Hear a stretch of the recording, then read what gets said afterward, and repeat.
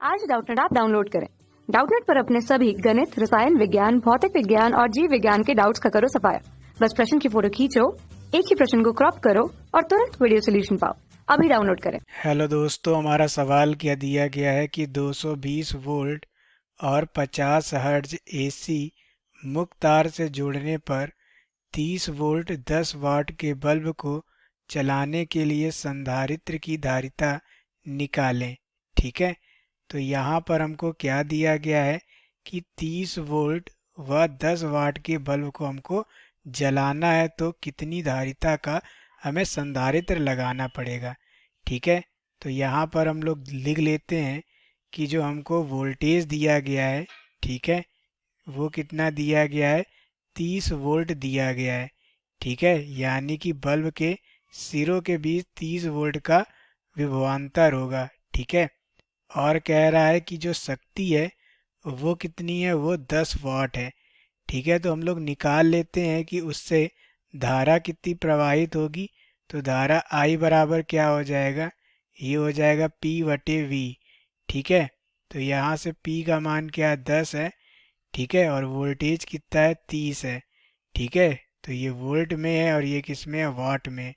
तो ये क्या आ जाएगा हमारे पास, 1/3 एम्पियर। मतलब कि जो हमारा बल्ब है उससे 1/3 एम्पियर की धारा जानी चाहिए। ठीक है, 1/3 एम्पियर की धारा यानी जानी चाहिए, तो इसका मतलब क्या हो गया कि संधारित्र से भी इतनी ही धारा जानी चाहिए। ठीक है, तो ये धारा का क्या हो गया, ये धारा का IRMS मान हो गया, वर्ग माध्य मूल मान हो गया। ठीक है, तो यहाँ पर हम लोग निकाल लेते हैं कि जो हमारा परिपथ होगा उसका जेड क्या होगा। ठीक है, जेड का मतलब क्या हो गया कि कितना उसकी प्रतिबाधा होगी। तो ये बराबर होगा VRMS बटे IRMS के। ठीक है, तो VRMS कितना है, वो है हमारे पास 220 वोल्ट। ठीक है, परिपथ के लिए जो वोल्टता है VRMS वो कितनी है, 220 वोल्ट है। ठीक है, और IRMS का मान क्या है, 1/3 है। तो यहाँ पर रख देंगे 220 बटे 1/3। ठीक है, तो ये क्या हो जाएगा हमारे पास 660। ठीक है, 660 क्या हो जाएगा, ओम हो जाएगा। ठीक है, तो हम लोग जानते हैं कि एक ऐसा परिपथ जिसमें क्या हो, संधारित्र हो और एक प्रतिरोध हो। ठीक है, प्रतिरोध क्या है, बल्ब है। ठीक है, तो इसके लिए संधारित्र के लिए और जो प्रतिरोध होता है उसके लिए प्रतिबाधा जेड बराबर क्या होता है, जेड बराबर होता है अंडर रूट के अंदर R² प्लस XC²। XC क्या है यहाँ पर, XC यहाँ पर जो संधारित्र है उसका प्रतिघात है। ठीक है, यानी धारितीय प्रतिघात है।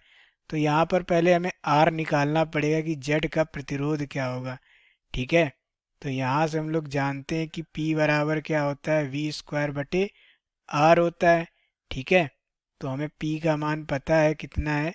ठीक है, P का मान है हमारे पास 30 वाट। ठीक है, V कितना है, V है हमारे पास 10। ठीक है, बल्ब के सिरों के बीच विभवांतर 10 है, 10 का स्क्वायर हो गया बटे नीचे क्या हो गया, R हो गया। तो R बराबर क्या हो जाएगा, 100/30। ये कैंसिल कर देंगे, यानी कि 10/3 ओम हो गया। ठीक है, तो यहाँ पर हमारे पास प्रतिरोध आ गया, तो XC का मान निकाल सकते हैं। तो यहाँ पर देखिए जेड बराबर हम लोग क्या रख देंगे, वर्गमूल के अंदर। ठीक है, क्या रखेंगे, R² प्लस XC²। ठीक है, R² प्लस XC का स्क्वायर, दोनों तरफ वर्ग कर देंगे तो ये क्या हो जाएगा, जेड का स्क्वायर बराबर R² प्लस XC का स्क्वायर। ठीक है, तो Z² माइनस R² बराबर क्या हो गया, XC का स्क्वायर हो जाएगा। ठीक है, जेड की वैल्यू कितनी हमने निकाली थी, जेड की वैल्यू निकाली थी 660। ठीक है, इसका स्क्वायर, आर की वैल्यू क्या थी, 10/3, इसका क्या, होल स्क्वायर बराबर XC का स्क्वायर। ठीक है, तो इसको हल करते हैं तो ये क्या आ जाएगा हमारे पास, ये आ जाएगा हमारे पास 4355। ठीक है, 435588.8, ये क्या हो जाएगा, XC का मान हो जाएगा। ठीक है, इसका वर्गमूल निकाल लेंगे। ठीक है, स्क्वायर हटेगा तो यहाँ क्या आएगा, वर्गमूल हो जाएगा। ठीक है, तो ये मान हमारे पास क्या आ जाएगा, एक्स सी का जो मान आ जाएगा वो आ जाएगा 659.99। ठीक है, इतने क्या आ गया, ओम आ गया।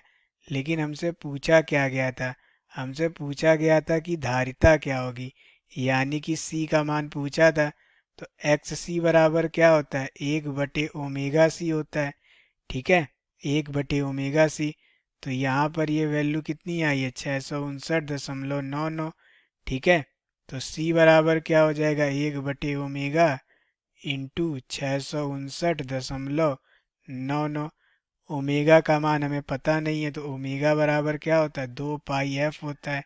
ठीक है, तो ये मान हम लोग यहाँ रख देंगे, तो सी बराबर क्या हो जाएगा, 1/, ठीक है, ओमेगा की जगह 2π, एफ की वैल्यू रख देंगे। ठीक है, एफ कितना दिया था, 50 हर्ट्ज दिया था, इंटू 659.99। ठीक है, तो यहाँ से इसको हल कर देंगे तो ये मान कितना आ जाएगा हमारे पास, ये मान आ जाएगा हमारे पास 4 ठीक है, 4.8 गुणे 10⁻⁻6 आ जाएगा। ठीक है, ये आ जाएगा 4.8 गुणे 10⁻⁻6 फैरेड। ठीक है, तो सी बराबर क्या हो जाएगा, 4.8 माइक्रो फैरेड हो जाएगा। ठीक है, यहाँ पर पाई का मान हमने क्या रखा है, पाई की वैल्यू 3.14 रख करके इसको हल किया है। ठीक है, तो सी का मान हमारे पास क्या आ गया, 4.8 माइक्रो फैरेड आ गया है। ठीक है, थैंक यू। कक्षा 6 से 12वीं से लेकर नीट, IIT, JEE वो एडवांस के लेवल तक 1 करोड़ से ज्यादा छात्रों का भरोसा। आज ही डाउनलोड करें डाउटनेट ऐप या व्हाट्सएप करें अपने सारे डाउट्स 8400 400 400 पर।